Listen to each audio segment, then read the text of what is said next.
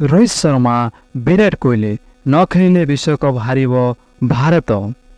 T20 ବିଶ୍ୱକପ୍ ପାଇଁ ଖେଳସୂଚୀ ଘୋଷଣା କରିସାରିଛି ICC। ଚଳିତ ବର୍ଷ ଜୁନରେ ହେବାକୁ ଥିବା T20 ବିଶ୍ୱକପ୍ରେ ମୋଟ 20ଟି ଦଳ ଭାଗ ନେଉଥିଲା ବେଳେ 5ଟି ଲେଖାଏଁ ଟିମ୍କୁ 4ଟି ଗ୍ରୁପରେ ବିଭକ୍ତ କରାଯାଇଅଛି। ନିକଟରେ ଆଫଗାନିସ୍ତାନ ବିପକ୍ଷ T20 ସିରିଜକୁ ମୂଳପୋଛ 3-0 କରିଥିଲା ଟିମ୍ ଇଣ୍ଡିଆ। T20 ବିଶ୍ୱକପ୍ ପୂର୍ବରୁ ଟିମ୍ ଇଣ୍ଡିଆର ଶେଷ T20 ସିରିଜ ଥିଲାବେଳେ ଏହାକୁ ସଫଳତାର ସହ ଶେଷ କରିଛି ଦଳ। ତେବେ ଜୁନରେ ହେବାକୁ ଥିବା T20 ବିଶ୍ୱକପ୍ ମ୍ୟାଚ୍ଗୁଡ଼ିକ ଆମେରିକା ଏବଂ କାନାଡ଼ା ମଧ୍ୟରେ ଖେଳାଯିବ। ଭାରତର ପ୍ରଥମ ମ୍ୟାଚ୍ ଆଇର୍ଲାଣ୍ଡ ବିପକ୍ଷରେ ରହିଛି। ଏହି ମ୍ୟାଚ୍ ନ୍ୟୁୟର୍କରେ ଜୁନ୍ 5ରେ ଅନୁଷ୍ଠିତ ହେବ।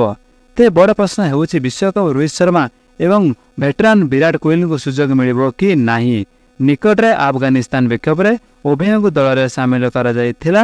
ଆଉ 14 ମାସ ପରେ T20 ଫର୍ମାଟରେ ଉଭୟଙ୍କୁ ଦେଖିବାକୁ ମିଳିନଥିଲା। ତେଣୁ ଆଶା କରାଯାଉଛି ବିଶ୍ୱକପରେ ବି ଉଭୟଙ୍କୁ ଦେଖିବାକୁ ମିଳିବ।